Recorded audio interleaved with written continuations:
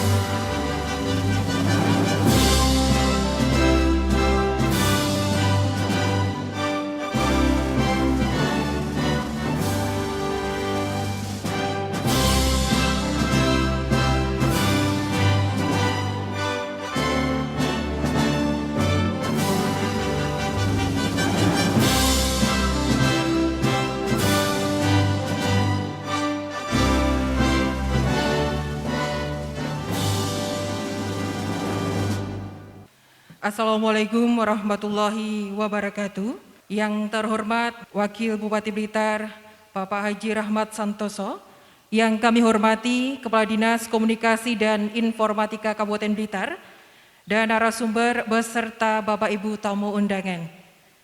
Puji syukur kepada Allah SWT, pagi ini kita dipertemukan dalam kondisi sehat di acara seminar literasi media bagi OPD dan juga perangkat desa dengan tema sosialisasi peraturan Dewan Pers dan strategi menjalin hubungan yang profesional dan proporsional dengan media. Untuk acara hari ini agar berjalan dengan lancar, Bapak Ibu tamu undangan, mari kita panjatkan doa bersama yang akan dipandu oleh Bapak Haryanto. Kepada Bapak Haryanto disilakan. Assalamualaikum warahmatullahi wabarakatuh. Marilah sejenak kita bersama-sama menundukkan kepala bermunajat kepada Tuhan Yang Maha Esa, agar senantiasa kegiatan kita hari ini diberkahi dan bisa berjalan dengan lancar. Liridai syafaati Rasulullah Al-Fatihah. A'udzu billahi minasyaitonir rajim. Bismillahirrahmanirrahim. Alhamdulillahirabbil alamin. Hamdan yu'afi na'amahu wa yukaffi mazidah. Ya Rabbana lakal hamdu wa lakal syukru kama yanbaghi li jalali wajhikal karim wa 'idhami sultanik. Allahumma shalli wa sallim ala sayyidina Muhammad wa ala alihi wa sahbihi ajma'in. Ya Allah, ya Rahman, pada hari ini di Pendopo Sasana Adi Praja kami hendak menyelenggarakan acara seminar literasi media bagi aparat desa di wilayah pemerintah Kabupaten Blitar dengan memohon ridho dan izin-Mu. Berkahilah semua langkah dan perbuatan kami, dan jadikanlah itu semua nilai ibadah dan nilai ilmu yang bermanfaat kepada kami. Ya Allah, ya Ghafur, Engkau yang Maha Pengampun atas segala dosa. Ampunilah dosa kami, dosa orang tua kami, dosa para pemimpin kami, dosa para pejuang-Mu, dan dosa para pendahulu kami. Tempatkanlah kami dan mereka semua ini dalam lindungan-Mu dan ampunan-Mu. Ya Allah, ya Mujib, Engkau yang Maha mengabulkan doa, perkenankanlah doa dan permohonan kami. Rabbana atina fid dunya hasanah wa fil akhirati hasanah وقنا عذاب النار سبحان رب العزة عما يصفون وسلام على المرسلين والحمد لله رب العالمين. Assalamualaikum warahmatullahi wabarakatuh. Untuk acara berikutnya adalah sambutan dari perwakilan Dewan Pers. Kepada yang kami hormati Bapak Agus Sudibyo, silakan. Pertama-tama kami mengucapkan beribu terima kasih Pak Wakil Bupati bahwa Dewan Pers diberi kesempatan untuk hadir di Kabupaten Blitar bersilaturahmi dengan pemerintah Kabupaten Blitar, dengan teman-teman wartawan di sini, asosiasi, dan yang istimewa lagi ini jarang sekali Pak Wakil Bupati bahwa Dewan Pers bertemu langsung dengan kepala desa. Ini luar biasa Pak. Dalam pengalaman kami ini baru pertama kali. Itu. Jadi ini saya kira program yang bagus sekali bahwa yang dihadapi oleh kami dari Dewan Pers itu bukan hanya wartawan, pelatihan pers, jurnalistik, tapi juga pihak-pihak yang secara langsung setiap hari berhadapan-hadapan dengan wartawan atau yang berhadapan-hadapan dengan orang-orang yang ngaku wartawan. Nah, ini program yang bagus sekali dan kami bersyukur, berterima kasih bisa menempatkan kesempatan yang baik ini. Insya Allah nanti kita bisa berdialog bagaimana teman-teman pemerintahan, kepala desa, camat berhadapan dengan media, berhadapan dengan pers secara proporsional, setara, tidak ada yang merasa dirugikan, tidak ada yang merasa terpaksa melakukan sesuatu dan semacamnya. Dan puji syukur yang berikutnya pribadi ini saya bisa pulang kampung. Karena saya memang asli Blitar, Bapak Ibu sekalian. Saya asli Desa Kotes, Gandusari. Jadi biasanya kalau pulang kampung ya ketemu keluarga, tapi kali ini bisa ketemu dengan Pak Wakil Bupati, bisa ketemu dengan Bapak Ibu sekalian. Jadi ini saya seperti memberikan sedikit dharma bakti saya untuk tanah kelahiran saya.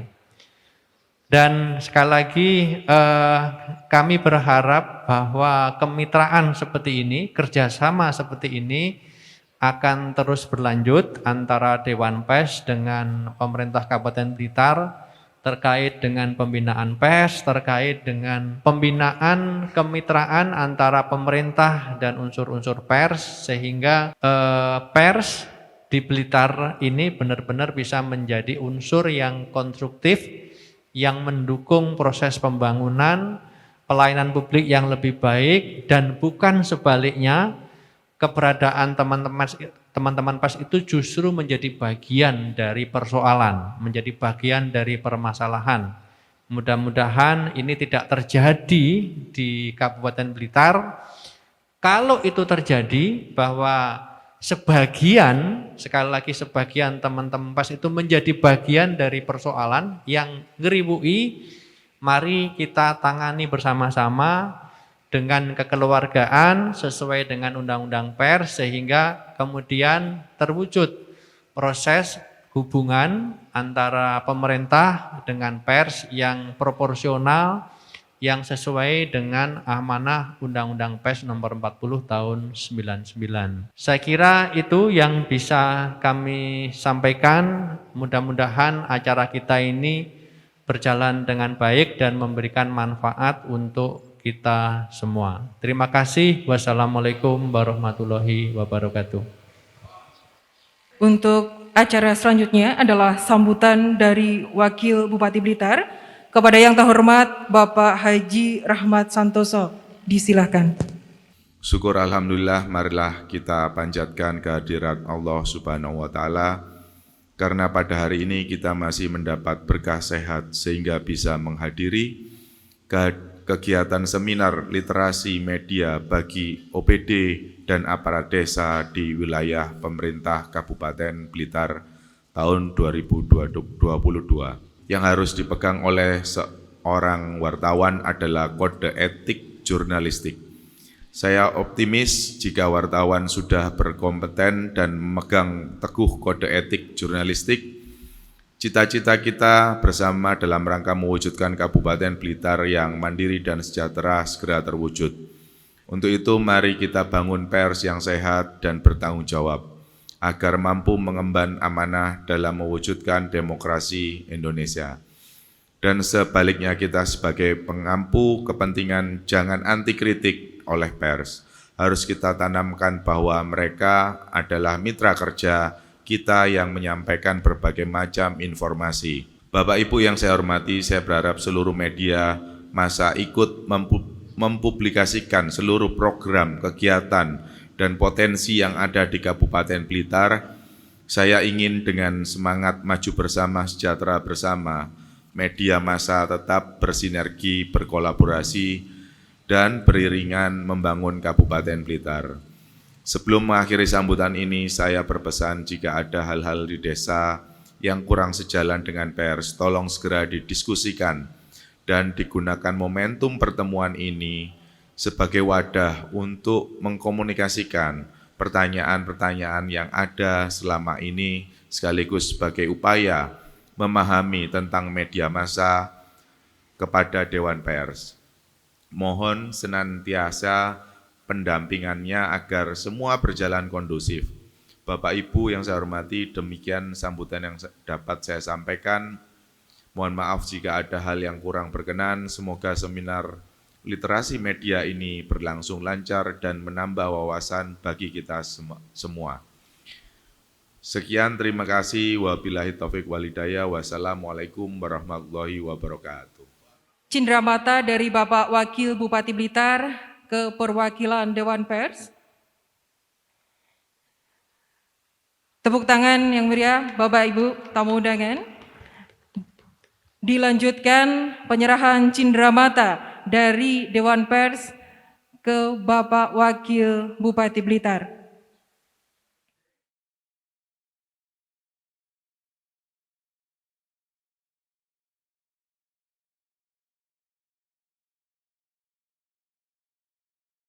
Sebelum kita mulai, saya akan perkenalkan para narasumber kita, Bapak dan Ibu. Yang pertama adalah Bapak Rustam Fahri Mandayun. Beliau adalah tenaga ahli pengaduan Dewa Bres. Kita beri aplaus pada beliau. Kemudian yang berikutnya lagi adalah Bapak Dr. Agus Sudibyo. Beliau adalah anggota Dewan Pers dan Ketua Komisi Hubungan Antar Lembaga. Kita beri aplaus luar biasa. Kebetulan beliau juga putra daerah Blitar, nggih, sambil mudik ngoten Pak. Baik. Kemudian yang berikutnya lagi adalah Bapak AKBP Cecep Susatyo, SIK MSF. Ini beliau adalah dari Kasubit Multimedia Humas Polda Jawa Timur. Kita beri aplaus pada para narasumber kita pada siang hari ini.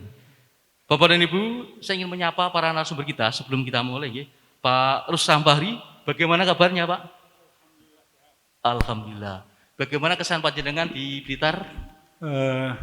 Meskipun agak memalukan karena saya baru pertama kali ke Blitar, tapi saya langsung merasakan kenikmatan dan kenyamanan karena ternyata Blitar itu sejuk dan bersih. Alhamdulillah, luar biasa, mantap. Dan ini suatu kebanggaan kita Bapak dan Ibu bahwa ternyata ini pertama kalinya Dewan Pers Saya tatap muka terutama langsung dengan kita semua. Semoga betul-betul sangat memberikan peran strategis bagi kita semua. Kemudian saya ingin menyapa Bapak Dr. Agus Sudibyo. Selamat pagi, pripun kabarnya Pak? Alhamdulillah sehat. Sudah berapa lama tidak kondur teng Blitar Pak? Setahun Setahun. Alhamdulillah luar biasa nggih. Baik, mari kita sapa yaitu Bapak AKBP Cecep Susatyo, SIK MSM. Selamat pagi, Bapak. Selamat pagi Mas. Alhamdulillah. Pripun kabarnya? Apik Mas. Alhamdulillah luar biasa. Baik, ini merupakan suatu momentum strategis sehingga nanti dari para narasumber kita dari ketiga narasumber akan memaparkan materi maksimal 15 menit ya, 15 menit ya. Dan ini bersifat panel. Jadi masing-masing narasumber langsung menyampaikan materi secara bergantian. Dan nanti kemudian ini yang sangat penting lagi ya, nanti ada tanya jawab. Karena menyangkut bagaimana persoalan-persoalan sangat urgent ya. Jadi sudah dikupas ternyata akhir-akhir ini ya adanya oknum-oknum ya yang melakukan tindakan-tindakan yang menyalahi kode etik ya, sehingga terjadi mohon maaf mengancam, kemudian pemerasan, dan ini cukup meresahkan bagi para pejabat publik dan masyarakat. Dan ini Dewan Pers hadir untuk memberikan solusi yang terbaik. Ini sangat-sangat penting. Baik, sebelum kita mulai Bapak dan Ibu, ini saya akan memberikan pantun supaya kita semakin heroik gitu ya. Pagi hari lari-lari di lapangan desa, istirahat minum dawet di gelas. Dengan seminar literasi media, masyarakat Indonesia semakin cerdas. Kita beri aplaus luar biasa. Mantap. Oke. Matur nuwun. Baik, langsung kita mulai, yaitu presentasi yang pertama dari Bapak Rustam Fahri Mandayun. Kepada beliau disilakan. Yang akan kita bahas di sini lebih kepada yang menonjol-menonjol saja, dan terutama supaya lebih banyak kesempatan kita untuk melakukan dialog, begitu ya Bapak-Bapak. Sebelum tadi saya waktu masih duduk di samping, saya ditanya oleh Pak Polisi, Pak Cecep, kenapa kok milih Blitar gitu? Biasanya kan di level provinsi kalau Dewan Pers datang. Saya bilang memang istimewa Blitar ini selain karena kota kelahiran Pak Agus, tapi juga Dewan Pers itu menerima 3 pengaduan dalam waktu yang tidak terlalu lama dari masyarakat Blitar. Ada kepala desa, ada sekretaris desa, ada juga pihak yang mengaku sebagai wartawan atau pemilik media. Ditambah lagi, Dewan Pers juga diminta oleh kepolisian Blitar untuk menjadi ahli terhadap tuntutan terhadap wartawan atau seseorang yang mengaku sebagai wartawan. Artinya penting kunjungan ke Blitar ini, penting dialog ini untuk kita menyamakan persepsi. Karena apa Bapak-Bapak? Mungkin Bapak-Bapak juga pernah mendengar atau membaca berita, ada wartawan disiram air keras, ada wartawan ditembak, ada wartawan dipukulin ormas. Tapi sebaliknya, ada wartawan yang memeras, ada wartawan yang mengancam, dan sebagainya. Itu 2 hal yang harusnya kita hindari di negara yang punya hukum ini, begitu loh. Karena itu, antara lain, pada kesempatan kedatangan kami juga pada hari ini, dalam 2 hari ke depan, itu akan ada mediasi. Nah, itulah salah satu penyelesaian jika terkait dengan kasus-kasus pemberitaan. Yakni laporkan ke Dewan Pers, mari kita treatment, kita laksanakan proses penyelesaiannya melalui pengaduan dan mediasi, antara lain seperti itu. Jadi penting sekali menurut saya dari orang yang biasanya menangani pengaduan, itu jadi penting untuk hadir di acara di Blitar pagi ini. Selanjutnya saya beralih ke slide ya. Itu memang sudah menjadi tugas dari Dewan Pers dalam upaya untuk menjaga kemerdekaan pers, antara lain dengan melaksanakan fungsi-fungsi, menetapkan dan mengawasi pelaksanaan kode etik jurnalistik. Jadi Bapak-Bapak maupun teman wartawan itu harus tahu bahwa memang tugasnya Dewan Pers lah untuk melaksanakan dan mengawasi kode etik. Itu diperintahkan oleh undang-undang. Undang-undang yang sudah disinggung oleh Pak Agus tadi, yakni Undang-Undang Nomor 40 Tahun 99 tentang pers. Kemudian memberikan pertimbangan dan mengupayakan penyelesaian pengaduan masyarakat atas kasus-kasus yang berhubungan dengan pemberitaan. Artinya undang-undang juga memerintahkan Dewan Pers untuk menyelesaikan kalau ada sengketa tentang pemberitaan. Nah, jadi pekerjaan wartawan itu dilindungi undang-undang, tetapi Bapak sebagai masyarakat juga dilindungi haknya sebagai warga negara. Nah, bagaimana 2 kepentingan itu bisa terjalin dengan baik sehingga manfaat kehadiran pers yang bermanfaat buat masyarakat serta manfaat perangkat desa atau perangkat pemerintahan untuk masyarakat menjadi satu tujuan yang saling menyenangkan begitu. Kemudian ada peraturan Dewan Pers tentang prosedur pengaduan. Jadi Bapak-bapak, kalau Bapak-bapak melihat ada pemberitaan yang sepihak, artinya sumbernya satu dan mengkritik atau memberikan berita negatif terhadap Bapak, tidak pernah dikonfirmasi kepada Bapak, maka Bapak layak untuk mengadukan persoalan tersebut ke Dewan Pers. Tapi sebetulnya pada saat yang sama Bapak sudah bisa juga memberikan klarifikasi atau hak jawab lewat surat langsung ke media yang bersangkutan. Kalau media tersebut tidak melaksanakannya, maka Bapak bisa melanjutkan pengaduan ke Dewan Pers. Yang bisa diadukan ke Dewan Pers itu Pak, karya jurnalistik tadi sudah saya bilang.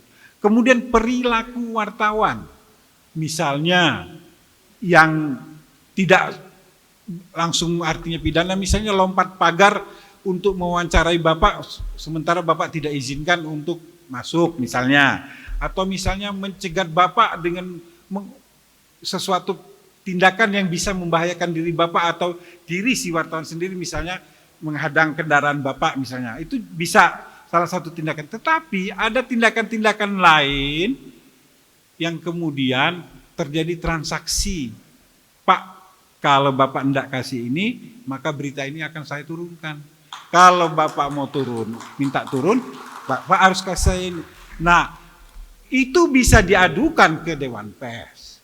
Tapi Bapak juga punya hak sebagai warga negara jika itu berbau hal-hal lain gitu loh. Bisa Bapak sampaikan melalui pelaksanaan undang-undang yang lain gitu ya. Misalnya tadi disebut, ini ada pemerasan gitu. Pemerasan bukan kerja wartawan. Pemerasan bukan kerja wartawan. Kerja wartawan itu menyampaikan informasi yang bermanfaat untuk semua pihak. Gitu ya Pak ya.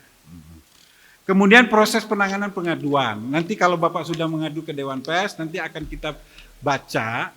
Kemudian solusinya antara lain, satu, kami menganjurkan melalui surat kepada Bapak-bapak untuk kirim hak jawab ke medianya. Sampaikan klarifikasi Bapak. Kalau tidak puas juga atau merasa terlalu rumit soal yang mau disampaikan, bisa dilaporkan ke Dewan Pers untuk dimediasi. Kita akan panggil kedua belah pihak, kita klarifikasi seperti yang akan terjadi siang ini.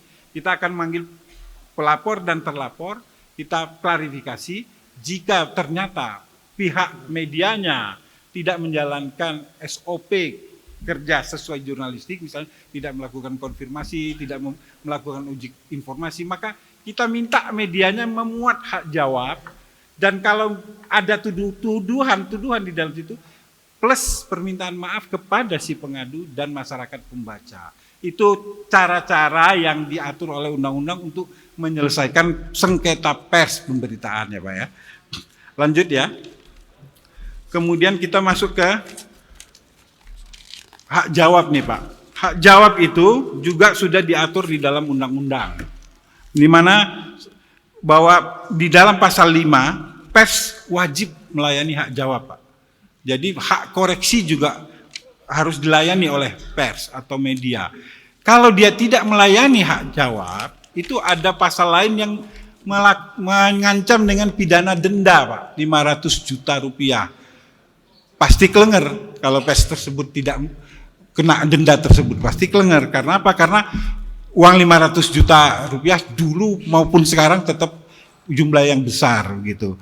Nah, pedoman hak jawab itu Pak, itu ada di peraturan Dewan Pers, poin-poinnya yang antara lain ya, dimaksudkan adanya hak jawab agar muncul keadilan, kepentingan umum, azas proporsionalitas dan profesionalitas. Artinya jangan berlebihan juga kalau kita mengirimkan hak jawab. Hal-hal yang tidak diberitakan terus kita persoalkan.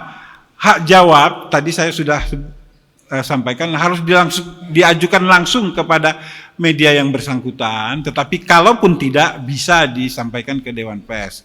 Nah, kemudian tujuan lain adalah menyelesaikan persengketaan pemberitaan pers, hak jawab itu. Jadi jangan sampai ada kekerasan lain, Pak. Ya. Kita wartawan tidak ingin ada kekerasan, kita wartawan juga tidak ingin melakukan kekerasan. Kira-kira begitu. Nah, kemudian pelayanan hak jawab itu tidak dipungut biaya, Bapak-bapak. Enggak ada yang hak jawab harus ada tarifnya, itu enggak ada, Pak. Tapi pers boleh menolak hak jawab jika itu tadi fakta-fakta yang tidak kita tulis malah dipersoalkan misalnya, terus atau si penulis hak jawab menyerang pihak lain yang tidak ada kaitannya dengan pemberitaan sehingga bisa menimbulkan akibat hukum. Nah, itu tidak akan disensor oleh pihak redaksi. Nah, kalau terjadi kekeliruan yang bersifat menghakimi, fitnah, bohong, pers wajib minta maaf. Itu ada di dalam peraturan Dewan Pers, Pak. Jadi nanti saya sampaikan materinya kalau Bapak save gitu, nanti Bapak bisa lihat di Google bisa dilihat juga yang lebih lengkapnya gitu ya. Tapi perlu kami sampaikan juga, Pak, hak jawab itu menurut peraturan Dewan Pers tidak berlaku lagi setelah 2 bulan pemberitaan berlangsung. Nah, sebegitu banyaknya masyarakat yang memanfaatkan hak jawab, menyelesaikan hak jawab melalui Dewan Pers, tergambar dari tabel terakhir ini, Pak. Tabel terakhir ini terlihat angka dari pengaduan yang disampaikan kepada Dewan Pers, itu ada 774 pengaduan, Pak. Capek juga, Pak. Ya mudah-mudahan setelah literasi ini Bapak enggak terus mengadukan gitu, Pak ya, kalau enggak penting amat.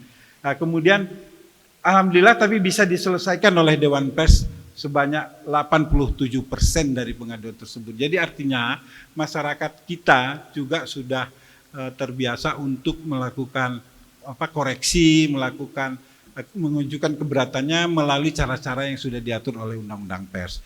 Sekian dari saya, terima kasih. Wassalamualaikum warahmatullahi wabarakatuh. Baik, terima kasih banyak Pak Rustam Fahri Maliun. Untuk berikutnya lagi kita sambut pemaparan dari materi yaitu pada Bapak AKBP Cecep Susetyo, SIK MSM. Kepada beliau disilakan. Monggo. Mungkin saya hanya ingin membahas sedikit terkait dengan MOU yang sudah kami buat antara Polri dengan pers, yaitu nomor 2 /DP MOU Romawi 2 2017 dan nomor B15 Romawi 2 2017, yaitu tentang koordinasi dalam perlindungan kemerdekaan pers dan penegakan hukum terkait penyalahgunaan profesi wartawan. Pembuatan MOU ini tentu ada maksud dan tujuannya. Maksud dan tujuannya itu seperti menjadi pedoman bagi Polri dan wartawan dan pers khususnya untuk mewujudkan koordinasi dalam kemerdekaan pers, serta memberikan dan meningkatkan pemahaman baik dalam rangka koordinasi itu sendiri maupun dalam penegakan hukum terkait penyalahgunaan profesi wartawan. Dalam MOU ada 4 lingkup pembahasan. Yang pertama yaitu terkait pertukaran data dan informasi, koordinasi di bidang perlindungan kemerdekaan pers, dan koordinasi di bidang penegakan hukum terkait penyalahgunaan profesi, dan yang terakhir adalah peningkatan kapasitas sumber daya manusia. Saya rasa untuk rekan-rekan peserta seminar kali ini karena audionya dari perangkat desa maupun OPD, saya langsung aja terkait dengan koordinasi di bidang penegakan hukum terkait penyalahgunaan profesi. Ya, di sini kita baik polisi maupun wartawan kadang-kadang bukan orang yang murni bersih ya, dan ada yang namanya oknum menyalahgunakan profesionalismenya, yaitu dengan melakukan pemerasan ataupun dengan melakukan pemberitaan yang tidak benar. Dalam hal ini dari MOU ini kita ada kerjasama terkait dengan penegakan hukum terkait penyalahgunaan profesi wartawan, di mana bila mana ada wartawan yang resmi namun melakukan kegiatan yang di luar daripada SOP-nya bisa dilakukan tuntutan pelanggaran kode etik jurnalistik yang seperti disampaikan tadi Pak Ramzi. Dan untuk di kami pun sering juga mendapatkan laporan terkait beberapa oknum wartawan yang melakukan pemerasan. Itu bisa terjadi. Seperti yang Anda lihat di slide ini, ada pemberitaan 2 oknum wartawan peras warga dengan modus perselingkuhan. Itu terjadi di Trenggalek. Kemudian juga ada kasus pemerasan libatkan oknum wartawan di Polres Jember. 3 pelaku pernah terjerat kasus pidana. Hal-hal ini sering terjadi dan kami terima untuk kita tindak lanjuti. Jadi rekan-rekan kepala desa tidak usah khawatir bila menemukan hal-hal baik itu dari wartawan maupun polisi yang melakukan kegiatan di luar tugasnya, ya, tugas pokoknya. Kalau wartawan tentunya mencari berita dan informasi, mengklarifikasi. Nah, kalau penyidik ya mencari barang bukti dan keterangan. Intinya bila mana rekan-rekan semua dalam pelaksanaan tugas juga sebagai kepala desa, sebagai OPD melakukan tugas secara prosedur, proporsional, dan akuntabel, yaitu anggaran yang Anda gunakan, Anda kelola bersih, transparan, bisa dicek, bisa dilihat, bisa diperiksa siapapun, Anda nggak usah khawatir. Dan bila mana ada penyidik kami maupun wartawan yang ada indikasi untuk melakukan hal-hal seperti pemerasan, laporkan kepada kami. Ya, ada beberapa jalur untuk pengaduan. Kalau untuk di Dewan Pers ada websitenya dewanpers.o.id, itu pengaduan melalui media online. Kemudian juga untuk di Polri, kami ada program Dumas Presisi. Ya, jadi bila mana ada keluarga atau masyarakat, rekan-rekan semua membuat laporan polisi ataupun pengaduan di Polda, ataupun di Polres, ataupun di Polsek, dan proses itu tidak berjalan dengan baik, maksudnya tidak dengan baik, adanya proses yang tidak berimbang menurut Anda, ataupun ada proses yang tidak berjalan atau mandek, ini bisa melakukan pengaduan melalui Dumas Presisi. Ya, ada websitenya Dumas Presisi. Selain itu juga bila mana Anda menemukan perilaku anggota Polri yang tidak baik, melakukan pungli, melakukan pemerasan, melakukan penganiayaan, silakan lakukan pengaduan dengan menggunakan Dumas Presisi. Ini akan kita tindak lanjuti sesegera mungkin, karena program ini adalah program Pak Kapolri yang mengawaki sudah ada, yang memonitor website ini juga tiap hari, dan insya Allah sudah beberapa informasi yang saya terima melalui Dumas Presisi ini, masyarakat banyak terbantu. Jadi saya tidak panjang lebar dalam kegiatan seminar kali ini, lebih baik nanti kalau ada hal-hal yang perlu ditanyakan, monggo dipertanyakan kepada kami. Pada intinya rekan-rekan bisa mendeskripsikan ataupun menilai wartawan ini apakah wartawan yang benar-benar menjalankan profesinya, atau penyidik ini benar-benar menjalankan tugasnya atau tidak. Mungkin rekan-rekan sudah bisa menciri ya, wartawan yang abal-abal ini apa sih? Ya, wartawan yang hanya mencari uang dengan jalan yang tidak benar, yang mana sih? Ya, itu bisa. Yang penting Anda bersih, Anda benar, gak usah takut untuk memberikan keterangan kepada wartawan. Dan tidak perlu Anda memberikan uang sebesar pun. Betul ya Pak ya? Oke. Saya rasa itu dari saya. Terima kasih. Wabillahi taufiq wal hidayah. Wassalamualaikum warahmatullahi wabarakatuh. Ternyata sudah diberikan saluran bagaimana kita untuk menyampaikan pengaduan di website Humas Polri ya, maupun pada online, sehingga ini merupakan kesempatan kita yang bagus untuk berkomunikasi secara intens dan bersinergi bersama. Baik Pak, terima kasih banyak. Untuk berikutnya, monggo pemaparan dari Bapak Dr. Agus Sudibyo, yaitu tentang menjalin hubungan yang proporsional dan profesional dengan media, ini memahami garis api iklan, kemudian advertorial dan berita. Ada 3 hal yang ini nyata ada batas yang cukup penting untuk kita pahami bersama.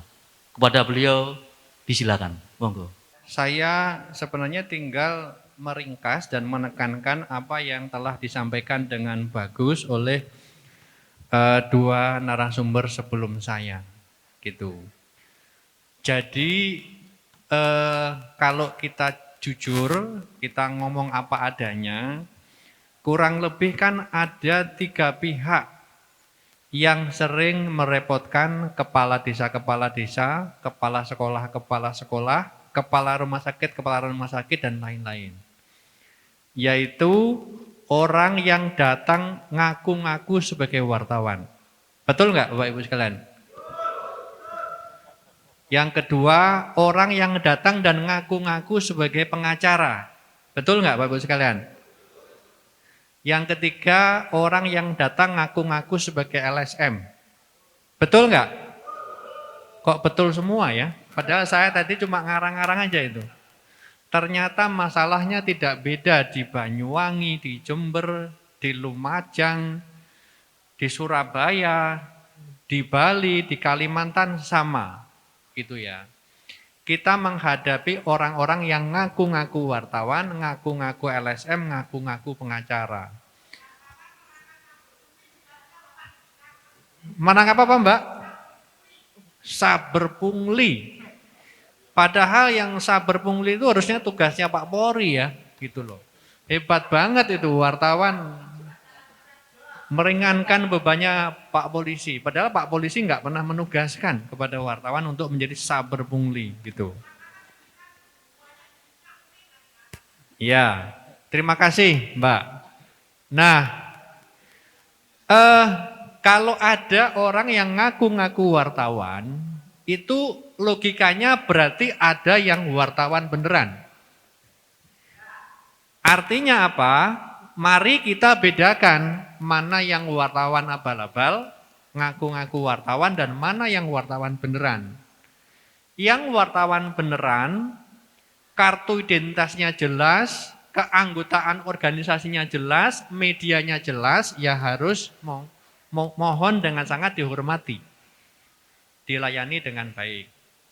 Nah, yang abal-abal itu bagaimana, yang tidak jelas bagaimana nanti kita bahas. Gitu ya.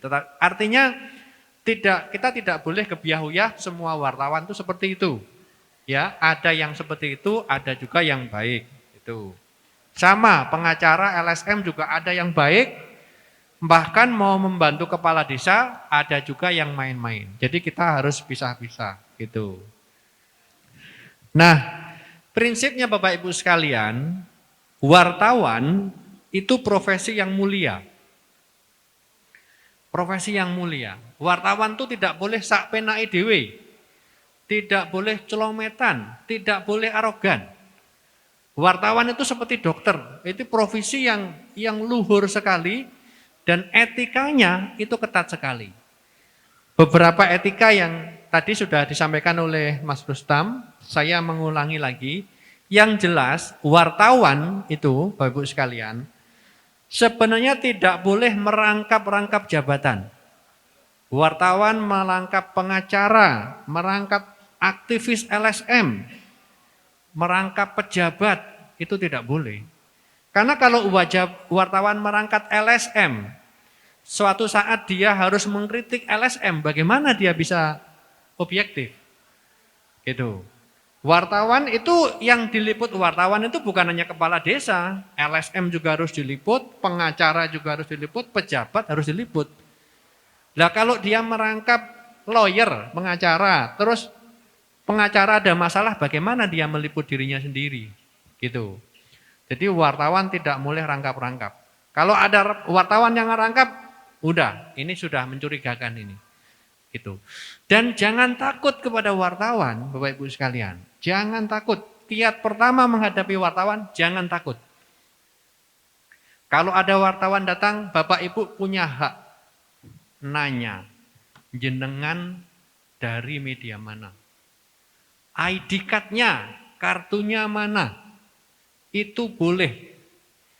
Kalau wartawannya marah, udah indikasi ini bukan wartawan yang benar ini. Kalau sampean marah, saya laporkan ke Dewan Pers sekarang juga. Bilang gitu aja. Gitu. Karena wartawan tugas pertamanya adalah menunjukkan bahwa dia wartawan dengan ID card itu. Kalau dia punya ID card kan bisa di print di pinggir jalan kan, Pak? Gitu kan? Medianya apa? Gempur, Deru. Atau medianya cyberpungli.com gitu. Itu udah agak mencurigakan, tapi jangan langsung jangan langsung menghakimi. Minta tolong kepada staf kepala desa untuk cek di website Dewan Pers. Sudah ada belum itu medianya di website Dewan Pers? Kalau belum ada, udah ini mencurigakan. Jadi sebenarnya narasumber itu punya hak, Bapak Ibu sekalian, untuk tidak melayani wartawan-wartawan yang kartu persnya tidak jelas atau medianya tidak jelas. Itu tidak semua wartawan itu harus dilayani. Tapi kalau Bapak Ibu mau melayani, enggak apa-apa juga. Itu tidak dilarang. Tapi prinsip pertama adalah jangan takut menghadapi wartawan. Biasanya ya, nyuwun sewu, Bapak Ibu sekalian, yang takut kepada wartawan itu ya memang kepala desa yang punya masalah. Nah, ini kalau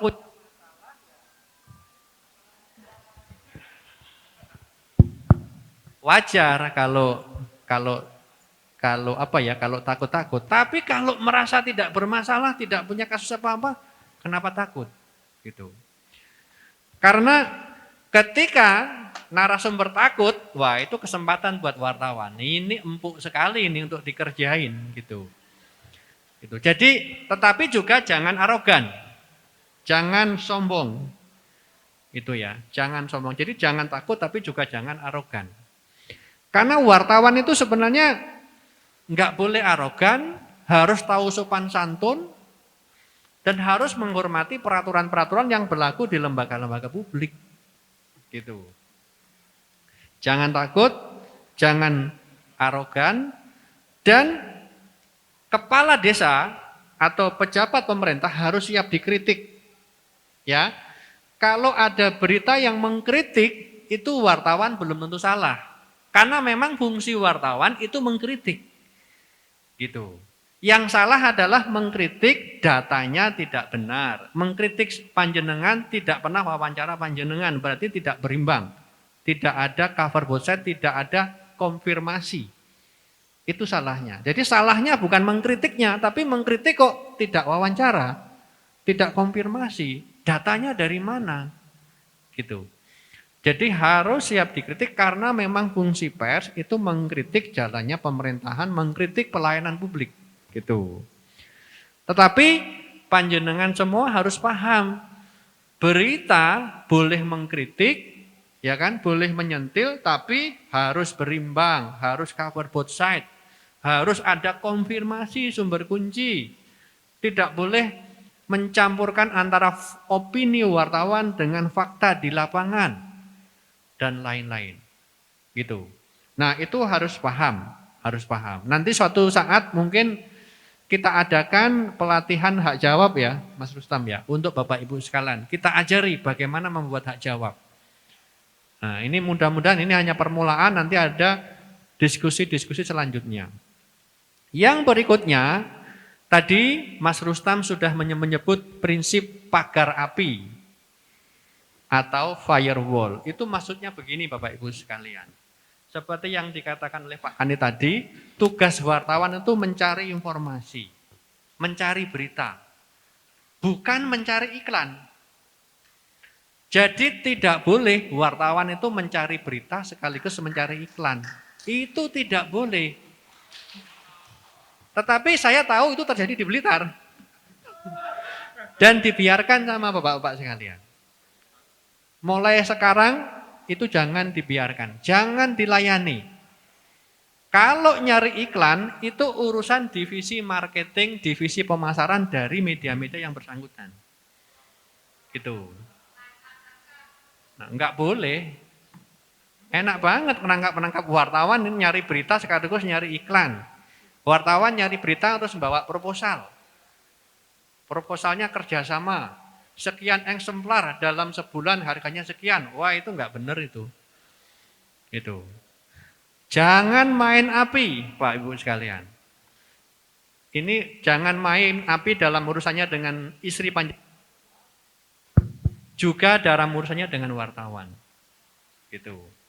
Wartawan urusannya hanya berita, informasi. Urusan iklan itu divisi pemasaran dari media tempat wartawan itu bekerja. Gitu. Kalau prakteknya terlalu jauh, mumpung menjelang Ramadan, mari kita melakukan keinsafan bersama-sama. Gitu. Karena itu menyalahi betul. Itu serius banget gitu. Nanti kalau wartawan sambil nyari iklan, yang terjadi adalah munculnya berita-berita yang mengandung iklan terselubung. Nah, itu salah kaprah lagi nanti kalau muncul berita-berita tapi isinya advertorial, yang rugi masyarakat. Masyarakat bingung, ini berita apa iklan ini? Kok ditulis kayak berita tapi kok isinya iklan semua? Itu yang rugi masyarakat nanti. Gitu. Jadi itu ya Bapak Ibu sekalian ya, bedakan urusan berita, urusan iklan. Gitu. Yang berikutnya, jangan main hakim sendiri. Kalau ada wartawan yang jengkelin, meskipun itu wartawan yang tidak jelas tadi, abal-abal tadi, jangan main pukul. Jangan main usir. Laporkan ke polisi saja, biar Pak Polisi yang menangani. Gitu. Wartawan itu warga negara, seperti kita semua. Wartawan tidak boleh main hakim sendiri. Kalau wartawannya main hakim sendiri, wartawannya ngaco, kita nggak usah ikut-ikutan. Sing waras ngalah. Wes, kita waras saja lah, nggak usah ikut-ikutan nggak waras gitu. Jangan dipukul macam-macam, melaporkan ke polisi, biar polisi yang menangani. Kalau ada wartawan yang kebangetan sikap-sikapnya gitu. Nah, yang berikutnya koordinasi yang intensif, yang baik dengan PWI, AJI, IJTI, PFI di tempat masing-masing. Kalau di Blitar ini kami cek yang ada baru PWI dan IJTI. Koordinasi dengan mereka. Mereka sangat mau membantu Bapak Ibu sekalian. Tadi malam saya ketemu ya, Mas Rusam ya. Sehari kemarin kita ketemu ketua PWI, ketua IJTI, itu lembaga-lembaga organisasi wartawan yang diakui oleh Dewan Pers. Di luar 4 tadi banyak Bapak Ibu sekalian. Karena ini era demokrasi, mendirikan organisasi itu hak setiap orang. Tapi yang diakui, yang menjadi konstituen Dewan Pers hanya 4. PWI, IJTI, AJI, PFI. Saya sangat menyarankan sekali-kali Pemda membuat pertemuan yang mempertemukan Bapak Ibu sekalian, panjenengan semua dengan PWI, dengan IJTI. Mereka akan membantu termasuk menghadapi yang tidak profesional tadi. Kami tahu yang tidak profesional itu banyak di Blitar Raya ini, bahkan lebih banyak dari yang profesional. Nah, kami ingin sekali mari bersama-sama kita tangani ini. Kalau kita biarkan nanti jadi kanker ini. Jadi sekarang baru tumor ini. Tumornya agak-agak ganas ini, gitu. Kalau sudah ganas, kasihan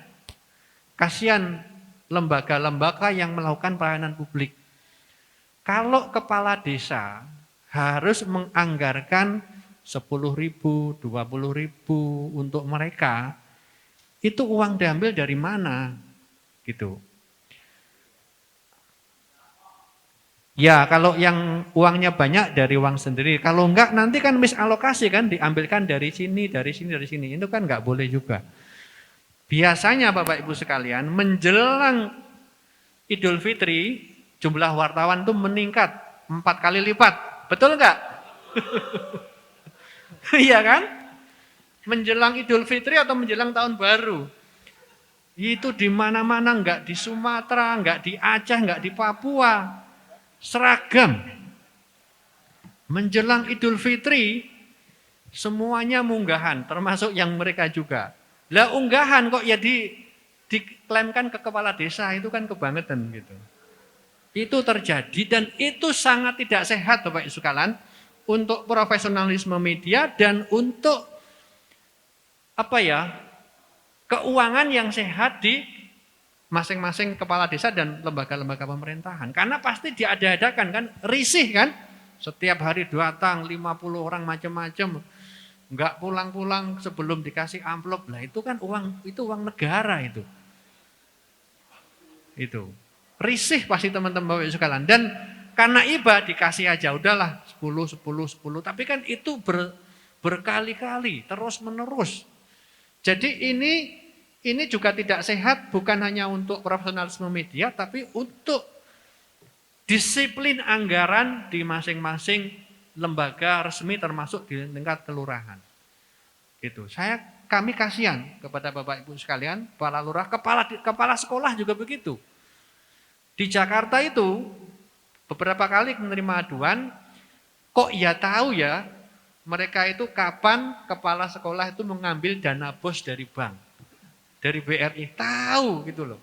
Dan dicegatnya bukan di sekolahnya tapi juga di banknya. Dicegat. Itu kasihan. Itu yang sebenarnya disebut oleh Mas Ram tadi pemerasan itu. Gitu. Kecil memang 10.000, 20, tapi kalau dikumpulkan itu banyak. Banyak gitu. Nah, ini kami sadar Bapak Ibu sekalian, ini hal yang tidak gampang ditangani. Tapi mari kita pelan-pelan kita tangani, kami berada di belakang panjenengan semua, kami bantu. Gitu ya. Kalau sampai mereka demonstrasi macam-macam, kami siap bantu Bapak Ibu sekalian. Jangan mundur, jangan kendor menghadapi mereka ya, Mas Ustam ya. Dewan Pers, PWI, IJTI, AJI dan semuanya, ke Pemkab, kepolisian, kalau kita kompak, mereka nggak akan berani sebenarnya. Tapi kalau kita nggak kompak, mereka bikin demonstrasi, diberitakan sendiri, gitu kan? Jadi cuma wartawan demonstrasi diberitakan sendiri di medianya masing-masing, itu nggak etis juga itu. Gitu. Saya yakin orang Blitar bukan orang yang gampang takut, apalagi menghadapi yang seperti itu. Mari kita tangani bareng-bareng. Kita tangani bareng-bareng. Kami ingin proses penyelenggaraan pemerintahan pada level kabupaten, kecamatan maupun desa itu tidak diganggu oleh praktek-praktek yang seperti itu. Gitu. Nah, yang berikutnya, kalau ada apa-apa, kalau terkait dengan pemberitaan, perilaku wartawan ketika meliput, adukan ke Dewan Pers. Kami layani, karena pengaduannya gampang, pengaduannya melalui website kami. Kalau wartawannya memeras, arogan, ngancam-ngancam, laporkan ke polisi. Tegas itu ya. Kalau lapor polisi, kami diberitahu Pak, Dewan Pers diberitahu. Biar kami koordinasi dengan polisi. Gitu. Jangan lupa kalau lapor ke polisi pemerasan, kami diberitahu, kami akan membantu. Agar proses selanjutnya itu tidak merugikan Bapak Ibu sekalian. Gitu. Nah, yang berikutnya, coba mulai belajar membuat hak jawab. Jadi kalau satu berita ngaco, itu sebenarnya udah bisa mengirimkan hak jawab. Hak jawabnya seperti apa nanti bisa kita ajarkan bersama-sama dalam proses-proses yang selanjutnya. Jadi saya kira itu ya, jangan takut, jangan arogan, harus paham kode etik. Mari kita jaga asas pagar api, memisahkan urusan berita, liputan dengan urusan iklan. Jangan mau diperas oleh wartawan. Wartawan tidak kebal hukum, koordinasi yang baik dengan PWI, AJI, IJTI, PFI, dan Dewan Pers, adukan masalah pemberitaan, perilaku wartawan ketika meliput ke Dewan Pers. Tapi kalau urusannya adalah pemerasan, urusannya adalah ancaman, jangan ragu-ragu mengadukan ke polisi. Gitu. Dan yang terakhir, jangan kendor ya Bapak Ibu sekalian. Mari kita tangani bareng-bareng sehingga nanti kita bisa milah-milah ini wartawan yang profesional. Kalau ini kita harus layani, ini wartawan yang tidak profesional. Ada dua pilihan buat yang tidak profesional. Diinsafkan, ya kan?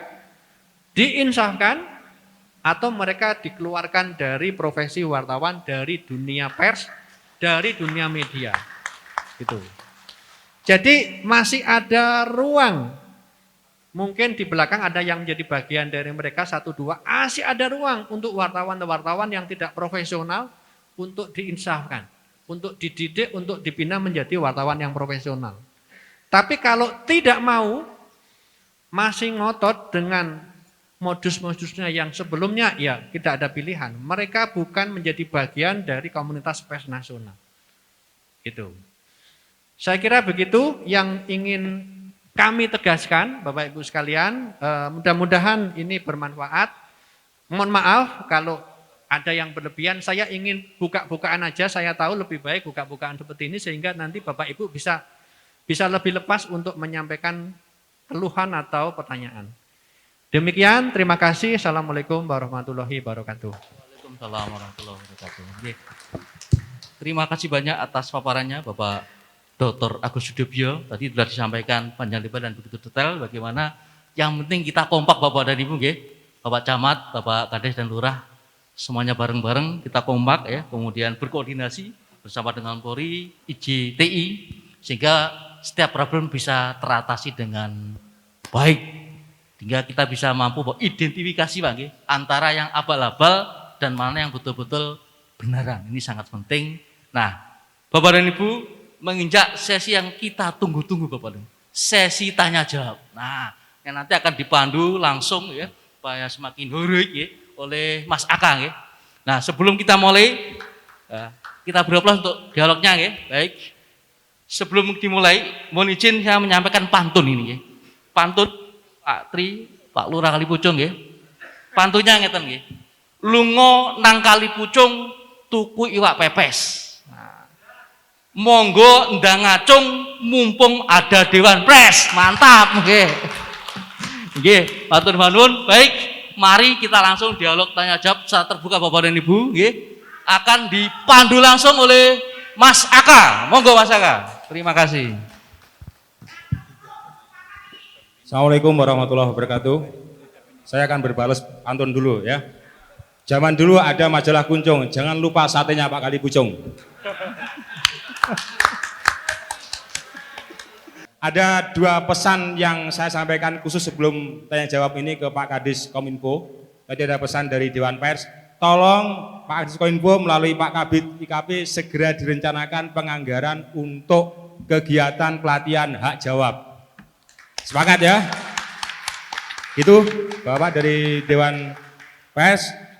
Kemudian yang berikutnya sebelum kita mulai acara hari ini pas momentumnya karena ada dua momentum yang luar biasa.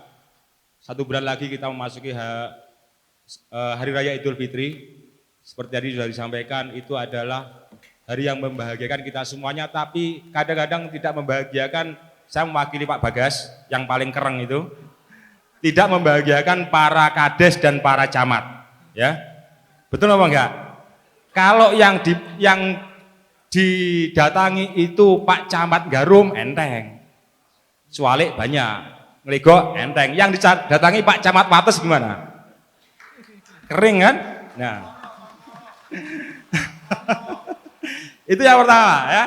Yang kedua, Bapak Ibu, teman-teman wartawan semuanya, dalam 1-2 tahun ini ada 2 camat yang purna tugas. Nah, makanya pelatihan ini barangkali berguna buat Pak Topa dan Pak Sutikno, barangkali mau menjadi pengusaha media nanti ya. Pelatihan ya. Baik, jadi sudah banyak materi yang disampaikan tentang literasi media. Kalau dulu kita memahami literasi itu hanya membaca saja, kita membaca itu artinya literasi ya. Tapi perkembangan terkini literasi itu adalah bagaimana kita memahami, bagaimana kita menyampaikan melalui tulisan, bagaimana kita menyampaikan lewat verbal kalimat yang kita sampaikan. Jadi sangat luar biasa sekali pemahaman tentang literasi media. Dan ada dua diksi yang mau saya pakai. Ada kalanya Bapak Ibu semuanya harus berkawan, harus bersahabat dengan media. Yakni adalah dengan kawan-kawan media yang terdaftar di Dewan Pers. Bagaimanapun juga media adalah pilar keempat demokrasi. Artinya bahwa berhasil tidaknya Pak Camat yang paling di pojokan Pak Wates sana, kalau tidak diekspos oleh media juga nggak ada apa-apanya. Ya. Jadi silahkan berkawan, bersahabat dengan teman-teman media yang tidak abal-abal. Ya. Yang namanya bersahabat kan boleh mengkritik, ya kata anak-anak muda itu, ya boleh mengkritik dan lain sebagainya. Pak Tarto dan kawan-kawan boleh mengkritik Pak Camat, namanya sahabat. Dan medianya juga media yang terdaftar di Dewan Pers. Ya. Kemudian yang satunya lagi, silahkan mari kita berhadap-hadapan dengan media yang abal-abal. Sepakat? Oke, ya.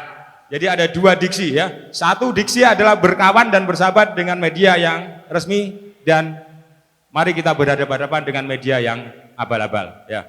Semoga hari ini Pak Bagas, Pak Topa, Pak Sutik yang terkenal kereng tidak kereng karena Pak Bagas sudah ada Pak Ketua ya. Saya kasih kesempatan 3 penanya, monggo. Bapak mohon izin untuk Dewan Pers, saya rekan-rekan pers media yang ada di sini, alhamdulillah saya yakin yang ada di pendopo ini adalah pers yang legal dan bukan abal-abal, saya yakin sekali. Yang saya usulkan Bapak, ini saya usul aja. Yang pertama mohon, ini apa tidak ada Pak ya, program untuk pers media itu peningkatan kapasitas. Jadi BIMTEK. Jadi sebelum beliau itu menjadi media itu untuk di BIMTEK dulu agar satu pemikiran sejalan dengan apa yang dilaksanakan oleh rekan-rekan kepala desa ataupun pemerintahan. Itu. Yang kedua kepada media yang abal-abal, ya, oknum, ya, tolong kami ini jangan dipaksa untuk berbuat yang arogan.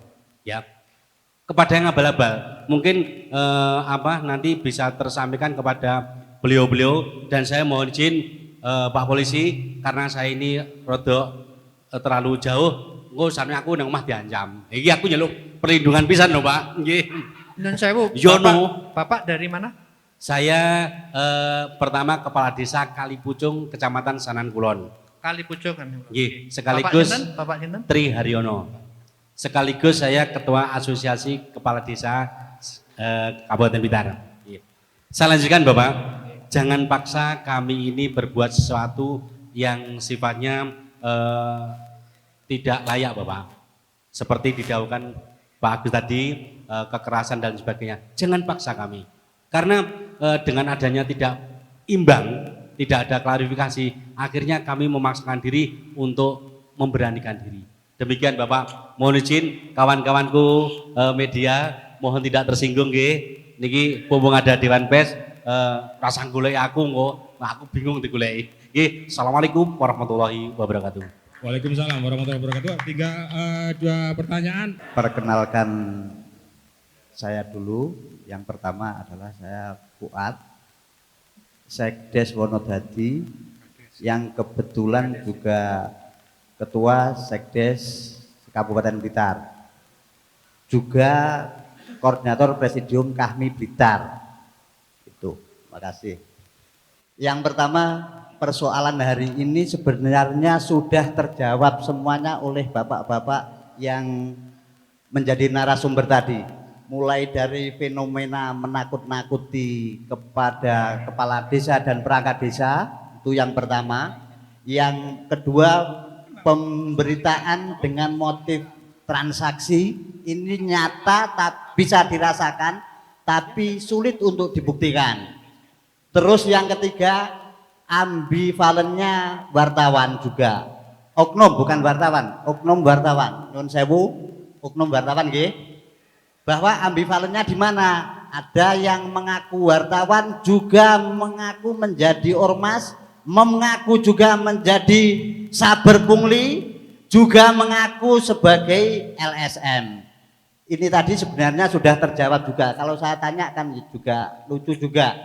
Cuma yang keempat atau yang terakhir, seperti yang disampaikan Bapak juga itu, ada oknum wartawan juga yang meminta-minta ADV, advertorial, merangkap menjadi wartawan, merangkap juga sebagai marketingnya, sekaligus sebagai bendaharanya.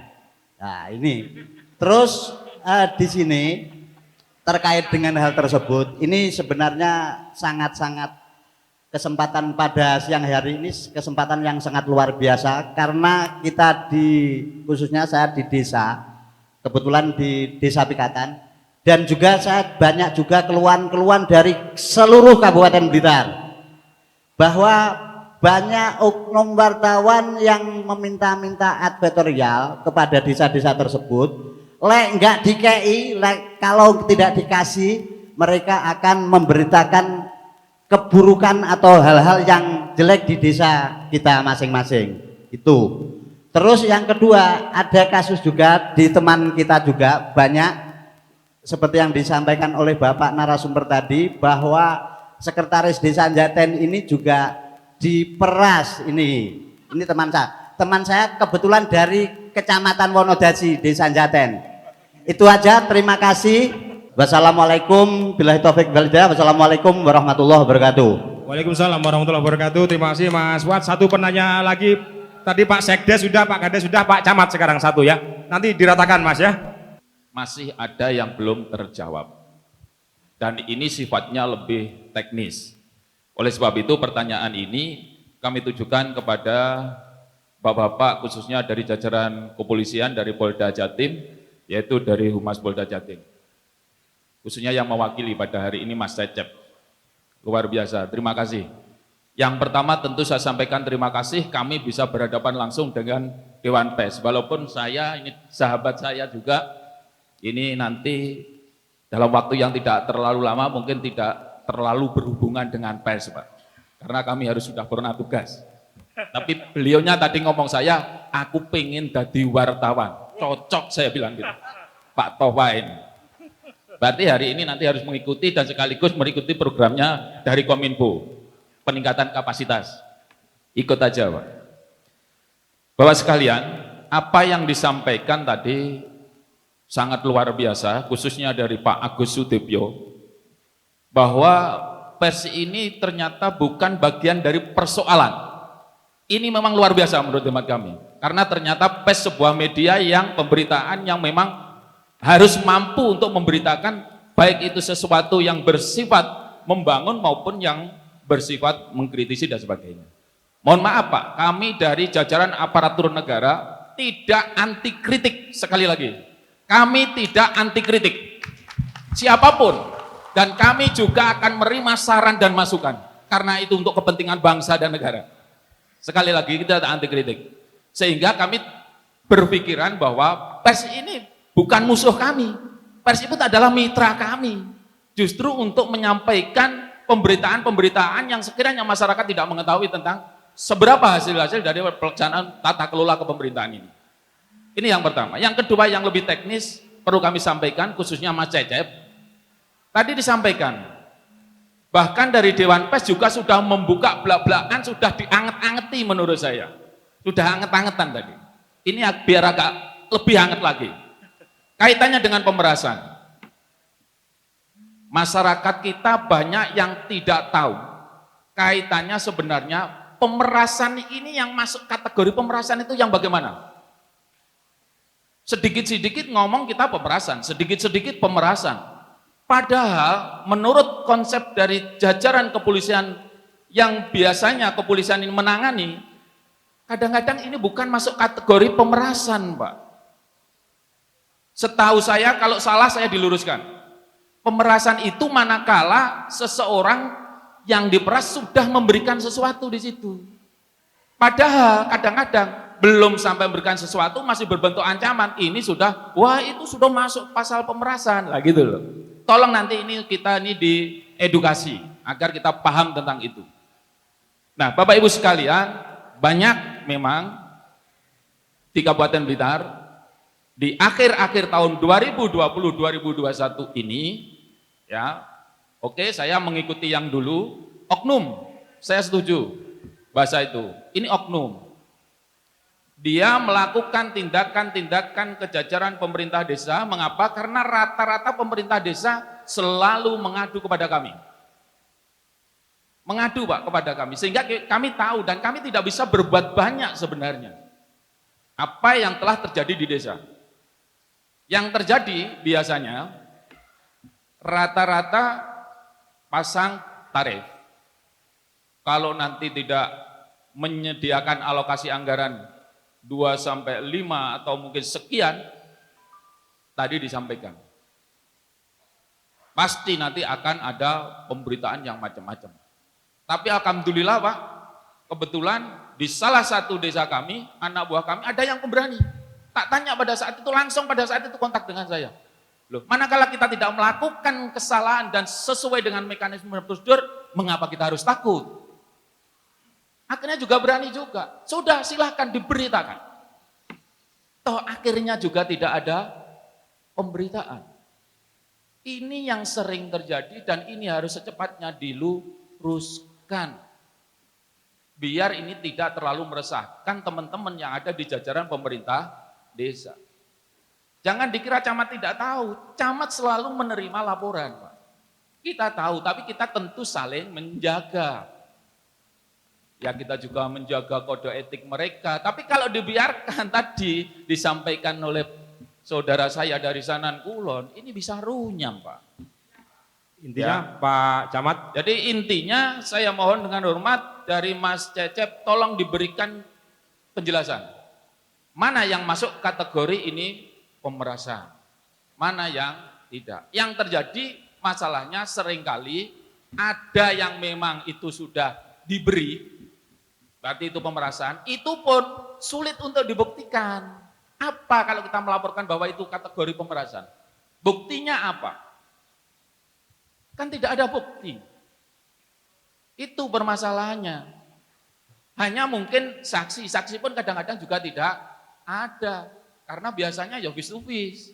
Itu yang terjadi.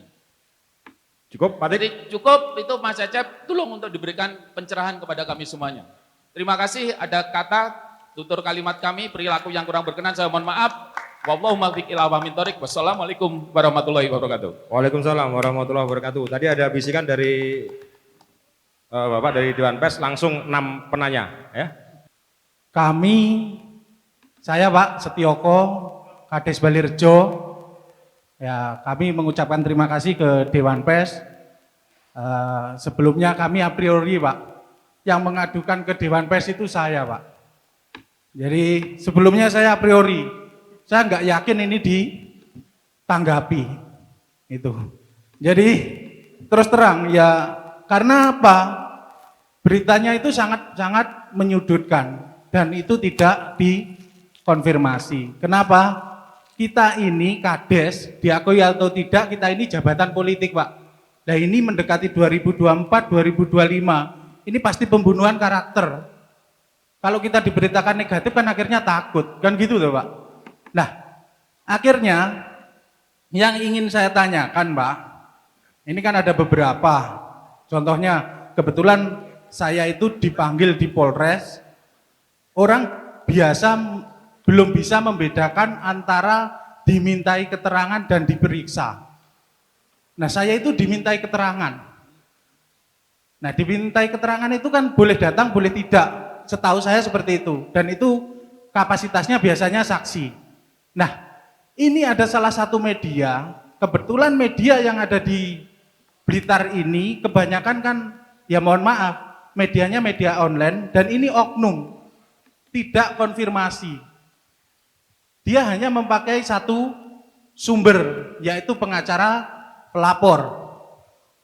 Nah, akhirnya yang ingin saya tanyakan, kan dia menyimpulkan bahasanya dari situ, ini beberapa yang saya tanyakan ke kepolisian, contohnya begini, terkait BAP, dari kepolisian ini, bocor atau masuk ke pengacara tersebut, itu kok bisa diberitakan? Apakah BAP itu bisikan polisi itu selain dari keterangan langsung humasnya, apakah bisa dijadikan referensi berita?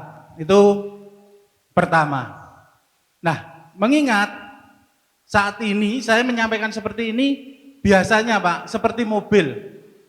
Orang mau beli mobil, itu kalau ada boroknya sedikit, pasti yang diserangkan itu Pak, regane mudun. Ya kan? Kan seperti itu. Nah, kami begitu ada permasalahan seperti itu, pasti yang masuk banyak. Tapi tidak masalah, saya hadapi. Rekan media adalah partner kami. Tetapi kami tidak anti kritik. Saya akan menemui, menyampaikan, kalau ketemu langsung saya sampaikan. Tapi biasanya ada beberapa oknum media itu hiperbola Pak. Jadi judul dan isinya banyak yang kurang sinkron. Saya dimintai keterangan jam 2 sampai jam 3 tidak ada. Bisa dipersingkat Pak Kades? Ya, tapi di situ diberitakan sampai jam 7 malam. 1 jam nggak ada, kan hiperbola Pak. Nah, kami harap nanti ada pelatihan yang katanya untuk hak jawab, kami pengen melakukan hak jawab itu sebetulnya. Tetapi media itu kantornya di mana, kan kita nggak tahu, gitu loh. Jadi mohon ke depan kita tetap bersinergi dengan rekan-rekan pers, tapi jangan sampai ada yang menggiring opini yang itu akhirnya membunuh karakter dari rekan-rekan Kades maupun pemerintahan yang ada. Itu Pak, nanti penyelesaiannya nanti kita selesaikan nanti sore. Ya, terima kasih. Ya, terima kasih Pak Setioko. Ya, jadi ada memang keberadaan teman-teman media yang abal-abal, selain meresahkan Pak Camat, Pak Kades, Bupati, Wakil Bupati, Dewan dan lain sebagainya, sebenarnya keberadaan mereka juga meresahkan, saya mewakili Mbak Ani dan kawan-kawan, meresahkan kami sebagai orang media juga. Karena akhirnya apa? Nyun sewu, kalau Mas yang dari Garusari yang Dewan Pers tadi paham, digebiahuyah bahasa orang Blitarnya ya. Antara kami yang benar-benar punya media dan yang nggak punya media akhirnya digebiahuyah sama. Jadi itu ya. Oke. Yang jelas intinya gini Pak, di desa itu sering datang mengaku wartawan sekaligus LSM. Mereka melakukan kegiatan-kegiatan yang selayaknya kegiatan itu tidak boleh dilakukan sebagai wartawan maupun sebagai ormas atau LSM. Satu contoh, mereka meminta kepada desa, ini seperti selayaknya seorang penyidik Pak. Jadi minta apa saja yang ada di desa itu. Padahal tahu saya di Undang-Undang Nomor 2 Tahun 2017 tentang ormas, di pasal 59 di pasal 59 ayat 3 butir D ini ormas ini dilarang melakukan kegiatan yang mana kegiatan itu merupakan kewenangan dari aparat penegak hukum. Ini jelas di situ. Tapi kenyataannya mereka itu mengatasnamakan media sekaligus mengatasnamakan SM, ini alasannya adalah masalah transparansi, undang-undang keterbukaan. Nah ini yang bagi kami kepala desa ini rata-rata sulit untuk memberikan itu. Padahal kami selaku pemerintah yang ada di desa ini juga harus memegang bagian daripada negara, harus memegang sebagian hal-hal yang tidak boleh disampaikan. Nah ini tolong hal semacam ini jangan sampai terjadi sehingga ada kejelasan. Ini media atau LSM dan tugasnya itu seharusnya apa? Itu yang pertama. Yang kedua, sering terjadi oknum. Memang dulunya ini memang anggota dari media Pak. Tapi setelah bermasalah oleh media tersebut, ini sudah dikeluarkan. Tapi kenyataannya mereka tuh tetap datang ke desa. Kita nggak tahu, tapi tahu-tahu kita ketemu teman media yang sama, dikasih tahu itu jangan dikasih apa-apa, kalau jangan, itu sudah dikeluarkan. Lah hal semacam ini sering terjadi. Untuk itu tolong media apa saja apabila ada anggota dari mereka yang sudah dikeluarkan, ini ada semacam disiarkan melalui media, dipublish. Sehingga kami desa ini tidak menjadi korban. Karena kemarin ini banyak yang cerita kepada kami, alasannya pinjam uang ini sampai jutaan, ini ternyata setelah diklarifikasi mereka sudah tidak menjadi anggota dari pers tersebut. Itu Pak. Ya, dan yang terakhir ini tolong dari apa itu Dewan Pers ini tolong, karena anggota pers itu sangat luar biasa banyaknya dan saya yakin mereka itu butuh yang namanya penghasilan atau pekerjaan. Ini tolong apa enggak bisa mengusulkan kepada pemerintah untuk menambah anggaran untuk teman-teman pers agar supaya teman-teman pers ini kesejahteraannya juga akan bisa terpenuhi sehingga mereka akan mampu bekerja sama dengan secara profesional. Mungkin itu Pak, terima kasih. Assalamualaikum warahmatullahi wabarakatuh. Yang akhirnya enggak mengganggu kita gitu loh Pak. Warahmatullahi wabarakatuh ya. PR-nya Pak Kadis Kominfo tambah lagi ya, menambah anggaran advertorial untuk tahun anggaran PAK atau tahun depan ya. Ya habisi Pak Iko hari ini ya. Oke, sedikit tadi saya meluruskan Mas Setyoko ya. Sekarang media sebagian besar adalah media online. Dan memang itu adalah karena eranya sudah era digitalisasi ya, makanya sekarang sudah tidak ada jarang koran dan lain sebagainya gitu ya. Oke, satu lagi dari Jaten. Saya tinggal di Jaten, Kecamatan Wonodadi. Ini perbatasan dengan Kabupaten Tulungagung dan Kabupaten Kediri. Letak desa kami di perbatasan paling barat Kabupaten Blitar. Permasalahan yang saya alami Bapak Ibu, ini di tahun 2019 kami juga didatangi oleh oknum yang mengaku-ngaku dari KBBH Polri di tahun 2019. Pada saat itu camatnya masih Pak Tik, Pak kalau tidak salah Pak Tik ini sekarang camat Selopuro. Nah pada saat itu orang yang mengaku-ngaku dari KBBH Polri itu langsung disuruh nahan. Setelah itu setelah ditahan akhirnya datang buser 3 orang.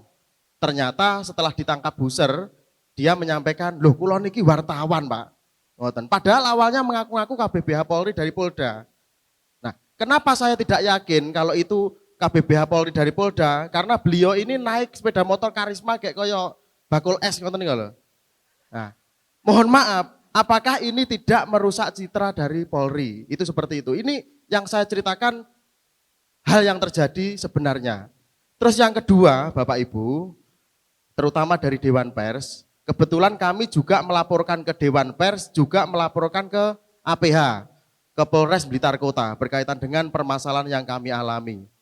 Jadi di bulan Januari 2022 ini kami didatangi oknum wartawan, 2 orang, dan itu yang lebih fatalnya, warga kami ini didikte untuk membuat laporan yang diterima oleh oknum itu, dan dipakai untuk mengancam saya di Balai Desa.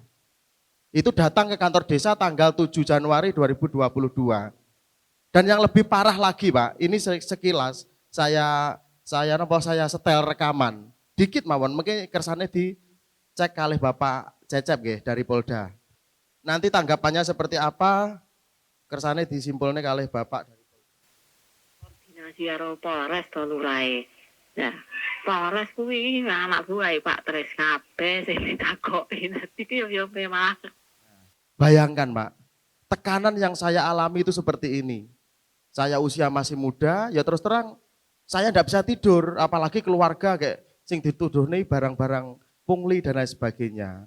Dan itu yang lebih fatal, kenapa warga saya nyun sewu yang mungkin latar belakangnya SDM-nya orang tidak sekolah kok didikte seperti itu. Saya mohon pencerahan dari Bapak Humas Polda, karena permasalahan ini sudah saya laporkan ke Polres Kota, mohon nanti untuk segera ditindaklanjuti. Dan dari Dewan Pers, kalau ada media-media yang seperti ini Pak, mohon untuk dicabut saja, biar tidak meresahkan yang lain. Sekian dari saya, wassalamualaikum warahmatullahi wabarakatuh. Baik, terima kasih banyak atas pertanyaan, dan pertanyaannya langsung bersifat kontekstual, kondisi real di lapangan, sehingga ini sangat penting untuk dijawab, sekaligus nanti ditindaklanjuti secara tuntas oleh Dewan Pers dan Polda Polri. Nah, baik, monggo pada panjenengan semua untuk dijawab. Monggo, silakan. Kita itu di era demokrasi ini, itu beda dengan era sebelum demokrasi dulu. Di era Orde Baru, negara itu bisa mencabut siup, menatakan media ini tidak boleh beroperasi. Di era demokrasi itu sudah tidak dimungkinkan lagi, Bapak Ibu sekalian. Dewan Pers bisa membatalkan sertifikasi perusahaan media, tetapi perusahaan media itu masih bisa beroperasi. Dia punya hak hidup dalam alam demokrasi ini. Inilah yang disebut sebagai kutukan demokrasi. Demokrasi itu membuka ruang seluas-luasnya bagi siapapun, buat media, buat ormas, mendirikan LSM, mendirikan partai politik dan lain-lain. Gitu. Nah, itu fakta yang harus kita terima. Gitu. Yang bisa dilakukan Dewan Pers apa? Memilah-milah mana perusahaan media yang profesional, mana yang bukan. Itu Dewan Pers bisa dengan proses verifikasi faktual, membuat peraturan Dewan Pers tentang standar perusahaan media. Gitu. Dewan Pers juga bisa mengatakan perusahaan media harus memiliki badan hukum Indonesia agar bisa beroperasi. Tapi di luar itu, masih dimungkinkan bagi orang-orang untuk mendirikan media di luar koridor yang sudah ditetapkan. Gitu. Jadi situasinya berbeda sekali Bapak Ibu dengan di era Orde Baru. Di era Pak Harto dulu cabut siupnya. Mas Rustam ini pernah jadi korban ini karena beliau kerja di majalah Tempo dulu. Kalau nggak salah 2-3 kali ya. 3 kali itu. Sakti sekali Tempo itu dicabut 3 kali masih hidup lagi. Gitu. Tapi di era demokrasi nggak bisa itu. Sayangnya nggak bisa. Dan memang tidak boleh karena nanti kalau bandul politik itu menuju otoriter, terus Dewan Pers diberi hak untuk mencabut siup, bahaya itu. Mudah-mudahan demokrasi kita akan lebih baik, tapi kan tidak ada jaminan kita. Kalau Dewan Pers diberi kewenang mencabut, wah itu bahaya. Nah itu kira-kira seperti itu konteksnya. Kemudian soal bagaimana kita menangani pemerasan tadi ya Pak Camat ya. Jadi sebenarnya tujuan kita itu kan tidak semata-mata untuk mempidanakan si pemeras. Tapi membuat mereka insaf, membuat mereka jera, membuat mereka tidak melakukan lagi. Itu aja udah cukup sebenarnya. Dalam konteks ini ya, hubungan antara wartawan dengan kepala desa dan lain-lain. Karena sebenarnya yang mereka lakukan itu bisa jadi sudah merupakan pemerasan, bisa jadi mengarah pada pemerasan. Gitu, mengarah pada pemerasan. Itu agak abu-abu di situ. Jadi kalau memang sudah keterlaluan betul dan ada bukti-buktinya dan itu sudah jelas sekali dilaporkan ke polisian. Tetapi kalau masih bisa dipersuasi, masih bisa diingatkan, ya kan? Masih bisa ditangani di luar jalur hukum, itu bisa dilakukan. Gitu. Yang penting itu adalah satu, dia tidak melanjutkan upaya pemerasan itu. Yang kedua, dia tidak menularkan ke teman-temannya yang lain, gitu. Dan yang ketiga, keadaan lebih baik lagi dalam hubungan antara Pak Camat, kepala desa dengan teman-teman pers di saat-saat sebelumnya, gitu. Jadi yang saya maksud laporkan ke polisi itu adalah kasus-kasus yang sangat serius, gitu ya. Bahkan ketika dilaporkan ke polisi pun kan ada kemungkinan polisi ingin menyelesaikannya dengan mekanisme dialog, gitu kan, dengan mekanisme restoratif justice, gitu. Jadi tidak selalu berakhir dengan pemidanaan pada si wartawan. Karena tujuannya sebenarnya bukan hanya pemidanaan itu, tetapi membuat wartawan itu tahu bahwa dia salah, dia jera, tidak mengulangi dan teman-temannya juga tidak mengulangi. Tapi kalau memang serius ya tetap ada ini, jangan ditutup peluang untuk memidanakan betul. Oknum, dan ini sebenarnya bukan hanya untuk wartawan, siapapun ya, siapapun yang melakukan pemerasan, apakah yang ngaku-ngaku wartawan, LSM, pengacara, ormas, yaitu pintu untuk melakukan pemidanaan atau karena ada yang double-double tadi, itu dibuka. Gitu. Nah, Yang berikutnya, insya Allah Pak, pengaduan ke Dewan Pers pasti kami tangani. Pasti kami tangani. Tidak, kalau Dewan Pers itu nggak menangani, itu hutang buat kami. Pasti ya, Mas Rustam ya, tidak ada pengaduan yang tidak dilayani. Tapi ada dilayani dengan datang seperti ini, ada juga yang dilayani proses penyelesaian masalah secara daring, secara online sekarang. Itu pasti ditangani. Maka jangan ragu-ragu untuk mengadukan masalah yang Bapak Ibu hadapi dengan media, dengan wartawan kepada Dewan Pers. Bisa jadi setelah diperiksa, wartawannya nggak salah. Nggak apa-apa juga itu. Yang mengadu juga tetap juga nggak ada masalah gitu. Jadi pengaduan itu nanti diperiksa Dewan Pers belum tentu wartawan yang diadukan, media yang diadukan itu bersalah, belum tentu. Gitu. Nah, yang berikutnya ini ya gabungan-gabungan tentang BIMTEK untuk wartawan tadi, kami sangat terbuka Bapak Ibu sekalian untuk bekerja sama lagi dengan Pemkab, dengan PWI di sini, IJTI di sini, dengan namanya tadi asosiasi apa? Asosiasi Kepala Desa ya? Ya, kami sangat terbuka untuk bekerja sama lagi, pelatihan hak jawab, pelatihan pengaduan ke Dewan Pers dan lain-lain, kami bisa membantu. Tinggal Bapak Ibu kirim surat ke Dewan Pers, nanti kami bisa datang lagi, baik kami ataupun anggota Dewan Pers yang lain, dan macam-macam. Dan kalau Bapak Ibu Kepala Desa Camat ke Jakarta, kayaknya sering ke Jakarta kan? Rombongan gitu kan? Mampirlah ke Kebun Sirih, ke Dewan Pers. Mampir ke kami, dialog dengan kami, foto-foto di sana, foto ada logo Dewan Pers, digedein, dipasang di kantor kepala desa sebagai denden manuk. Emang ada manuk yang masuk kantor? Enggak ada ya? Tapi Bapak Ibu paham maksud saya?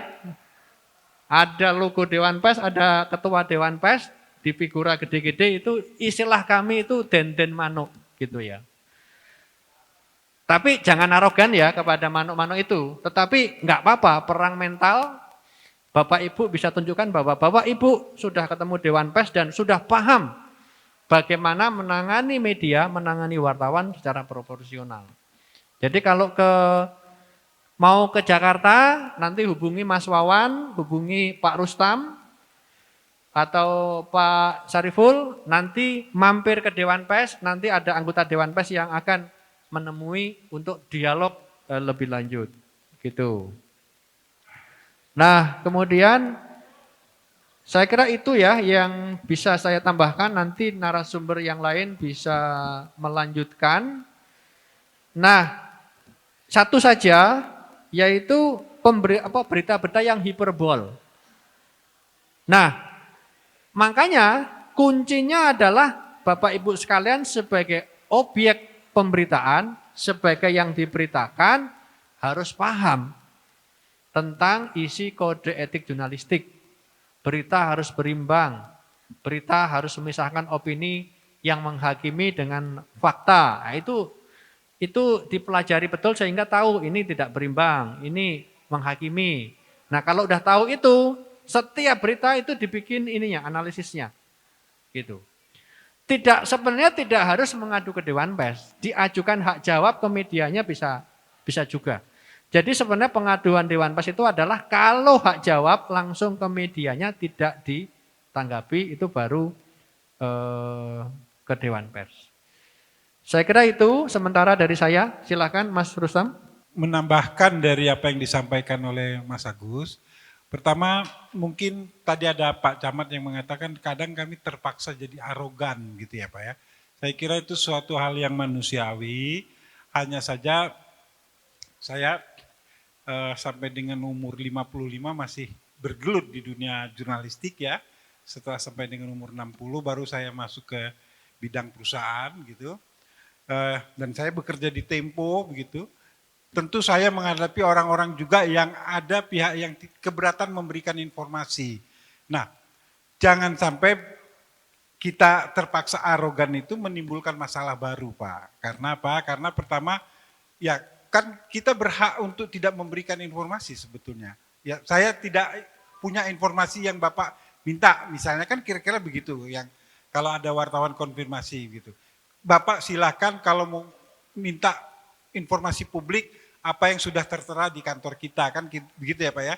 Kan ada informasi publik kan harus ada tetap dari kantor pejabat publik. Nah, kemudian kalau di Undang-Undang Pers diatur juga tentang larangan menghalang-halangi kegiatan pekerjaan wartawan. Nah, itu ada undang-undangnya, Pak, dan itu ada ancaman pidananya. Jadi kita juga tidak ingin masuk ke sana begitu.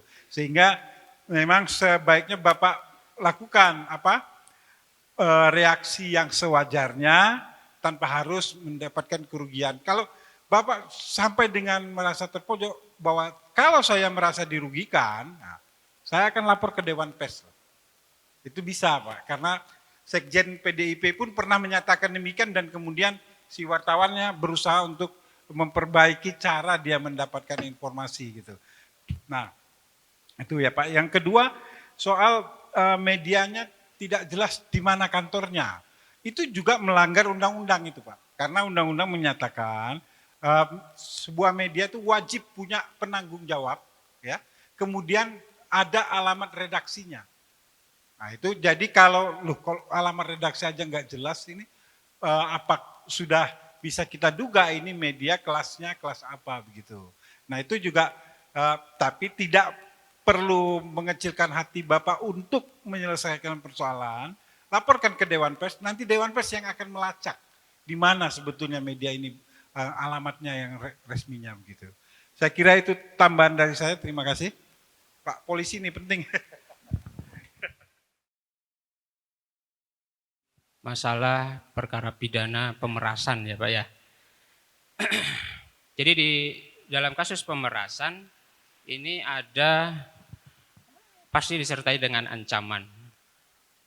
Dan ada poinnya ada penyerahan barang dari orang yang diperas kepada si pemeras. Dalam KUHP ada 2 pasal yang mengatur masalah pemerasan dengan pengancaman. Ini ada pasal 368 dan pasal 369. 368 terkait dengan ancaman pemerasan dengan ancaman kekerasan. Sebagai contoh, saya kasih contoh misalnya Pak Kepala Desa didatangi orang ke kantor. Bapak, pokoknya saya minta uang sekian. Kalau tidak, keluarga Bapak saya bunuh. Dia sambil membawa golok. Ini termaksud dengan ancaman pemerasan dengan ancaman kekerasan, Pak. Ya. Yang kedua adalah ancaman dengan pemerasan dengan ancaman secara lisan ataupun tulisan ataupun ancaman akan membuka rahasia sehingga meminta orang tersebut memberikan barang dari pihak yang diperas kepada pemeras. Bahasanya simpelnya seperti itu ya. Ini yang biasa dilakukan oleh wartawan abal-abal. Ya, Pak, pokoknya sampean kalau enggak mau berita ini naik, ya sampean harus mengerti sama kami ini. Biasanya gitu bahasanya ya. Inilah yang dinamakan ancaman dengan lisan, tulisan, ataupun ancaman membuka rahasia seseorang. Yang harus dipahami adalah penyerahan barang ini harus terjadi. Barang ini dalam artian uang biasanya. Ya. Jadi deliknya itu barang atau uang ini harus ada perpindahan penguasaan dari saya sebagai orang yang diperas kepada orang yang memeras saya. Ini harus terjadi, deliknya di situ. Jadi kadang-kadang penyidik mungkin yang pernah dialami, waduh ini Pak, unsurnya belum terpenuhi Pak, karena uangnya belum diterima sama yang meras, biasanya gitu lah. Atau mungkin karena saksinya kurang Pak. Makanya penyidik pada umumnya lebih suka untuk kasus pemerasan, terutama dengan ancaman tulisan ataupun lisan ataupun dengan ancaman pembuka rahasia seperti yang dilakukan wartawan abal-abal ini adalah melakukan tertangkap tangan. Modusnya kita lakukan upaya tertangkap tangan. Bagaimana bisa melakukan upaya tertangkap tangan? Tentunya pihak yang akan diperas kan pasti ada komunikasi sebelumnya dengan yang diperas ya. Ataupun walaupun yang bersangkutan tanpa Bapak ketahui datang minta diperas, tinggal ngulur waktu saya Pak. Ngulur waktu, ya udah nanti gini aja, kita janjian aja ya, karena saya sekarang nggak pegang uang atau bagaimana. Intinya kita bikin strategi lah Pak ya. Kita kerjasama dengan penyidik yang ada di Polres ataupun di Polsek. Kita cari tempat.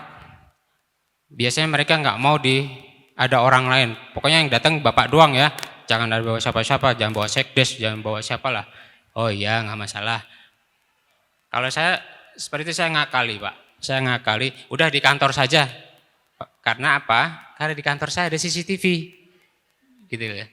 Sekarang saya biasa memasang CCTV di ruang kantor saya Pak. Kemudian saya sarankan Bapak koordinasi dengan penyidik agar penyidik standby di tempat tidak jauh dari lokasi Bapak ketemu dengan si pemeras. Saya biasanya ngasih arahan kepada kepala desa, Pak pokoknya kalau sampean sudah ketemu WA aja dulu. Pak orangnya sudah merapat di ruangan.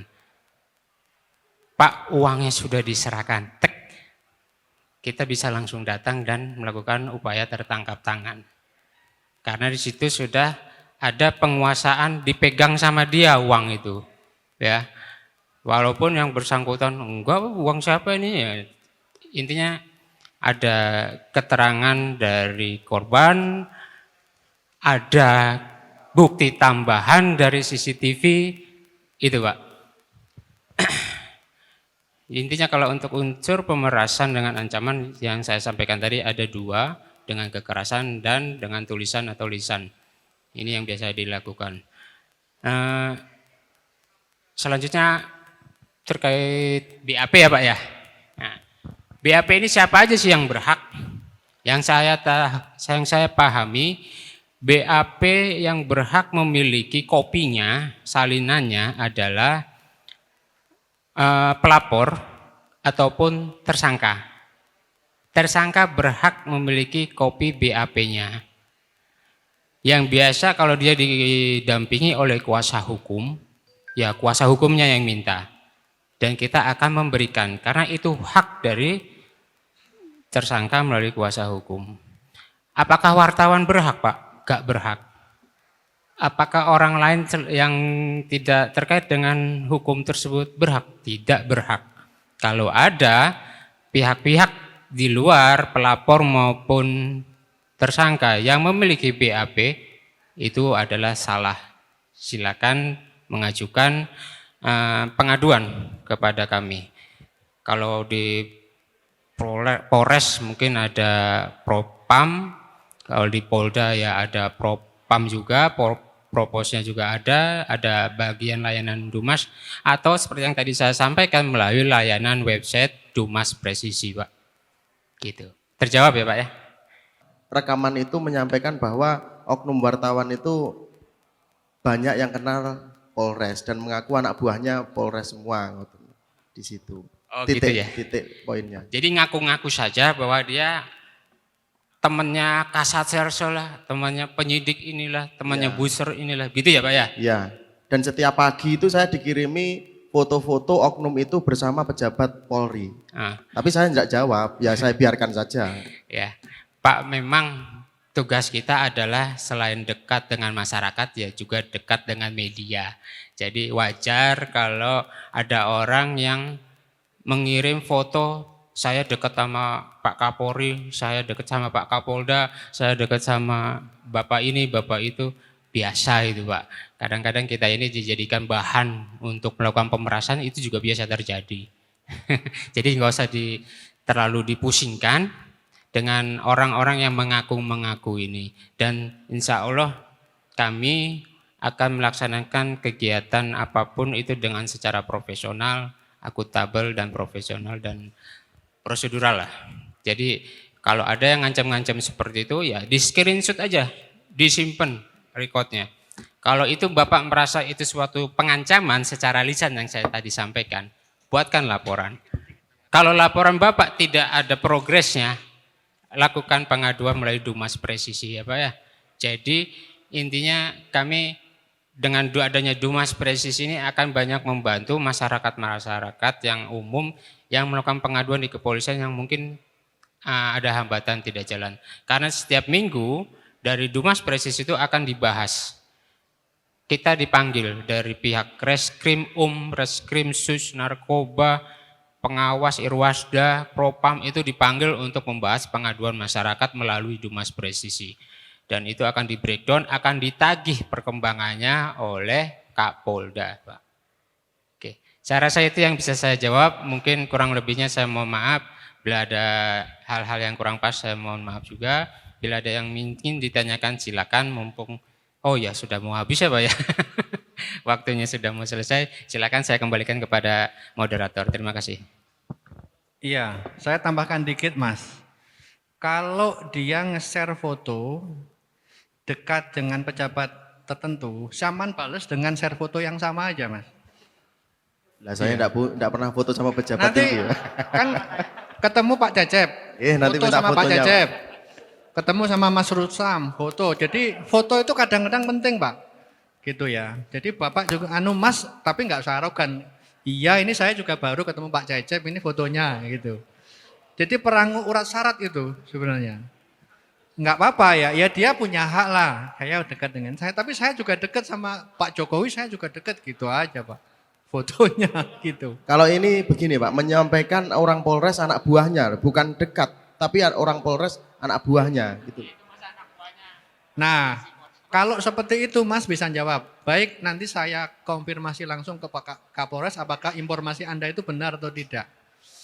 Jadi kadang-kadang kita harus membalikkan logika. Dia pakai logika wartawan, kepala desa juga punya logika wartawan. Baik, nanti saya cross check juga, itu kan bahasanya wartawan ya. Tapi kita punya hak, saya juga akan cross check tentang hal ini kepada Pak Kapolres gitu. Namanya akan kan bisa dilakukan, bisa enggak juga kan? Gitu. Jadi sekedar tambah-tambahan kiat-kiat aja Mas. Tapi intinya enggak usah keder menghadapi yang seperti itu, tapi juga, tidak udah panik, tapi juga jangan ikut-ikut arogan. Jadi prinsipnya orang Jawa, sing waras, tetap kudu waras. Gitu. Matur nuwun. Kami ingin kejelasan. Kita diberi obat untuk mengatasi oknum wartawan nakal atau dikasih kiat-kiat atau vitamin untuk mengantisipasi penyakit oknum wartawan nakal itu datang ke kami. Kesabaran ada batasnya. Karena kami dan para awak media oknum-oknum nakal itu sama-sama makannya. Tatkala kesabaran kita habis, maka pola pikir yang tidak sehat atau kejadian yang di luar nalar akan terjadi. Sekali lagi, ini adalah tugas daripada Bupati. Bupati, Kapolres, Dandim, Danyon, Kepala Kejaksaan, dan yang lain duduk bersama, ini akan selesai. Percuma kami untuk kerja keras mengkompakkan wong 220 kades dan 22 kalur. 248. Ini hanya kades dan kalur. Semuanya kepala desa, Pak. Semuanya kepala kelurahan, Pak. Mereka semuanya punya keberanian. Ora kena, Pak, diatur. Ini bahasa para oknum-oknum kades. Makanya kami pun juga capek. Dan saya pun hengkang dari jabatan humas dan juru bicara asosiasi pemerintah desa yang sekarang terlebur menjadi Papdesi. Gitu Pak. Terus lagi yang paling akhir ini kalau memang nanti Blitar, Bupati Blitar ini tidak bisa mengambil langkah tegas untuk mengantisipasi borok-borok seperti ini, jangan salahkan kami karena menungso ki jarene mbahku Pak, panggene lali karo luput, berarti kan dia enek bener ya. Ngaten. Terima kasih. Akhir kalam, billahi taufik wal hidayah. Wassalamualaikum warahmatullahi wabarakatuh. Waalaikumsalam. Intinya hari ini harus ada hasil yang harus diimplementasikan. Terima kasih. Terima kasih atas pertanyaan dan masukannya. Monggo barangkali di... Ya, saya setuju. Karena memang di kabupaten-kabupaten yang lain yang seperti ini, itu memang kuncinya seperti yang dikatakan tadi.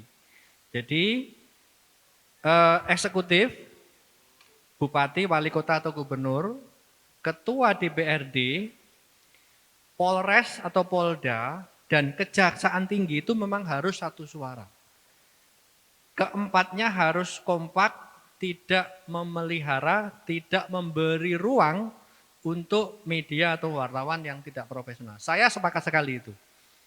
Dan saya juga berharap itu juga bisa diwujudkan di Blitar Raya itu. Tadi ya, 4 tadi ya. Karena kalau misalnya bupati, ketua DPRD sudah ini kebal gitu kan. Mereka dekat-dekat Kejaksaan Tinggi, nanti Kejaksaan Tinggi goyang-goyang juga gitu. Itu benar sekali. Tetapi itu di luar wewenang kami, Dewan Pers. Tapi poinnya kami setuju bahwa kompak itu bukan hanya pada level kepala desa saja, tapi juga kompak pada level pimpinan. Tadi ya, Polres, Bupati, Ketua DPRD, dan Kejaksaan Tinggi. Itu harus satu suara, bahwa ini kita ada gerakan untuk menyehatkan kehidupan pers di Blitar Raya dan seterusnya. Tapi sekali lagi ini di luar wewenang kami ya. Kalau perlu ya Bapak Ibu sekalian beraudiensi dengan keempatnya. Kami kalau diundang kami juga bisa hadir.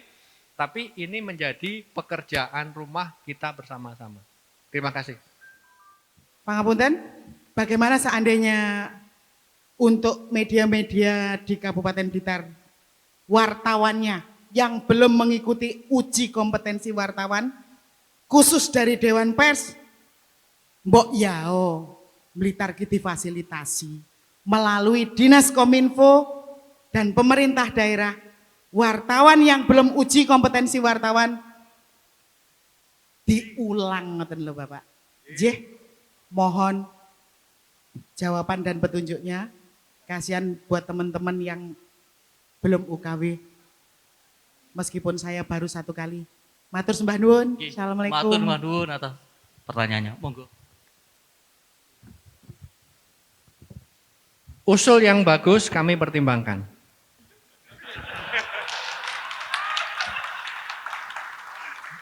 Dan sudah dilakukan Mbak di ke 34 provinsi, belum gilirannya nyampe sini. Tapi kalau ada inisiatif dari Kominfo sini bisa diusulkan begitu. Terima kasih. Ya, terima kasih Bapak Ibu semuanya. Wassalamualaikum warahmatullahi wabarakatuh.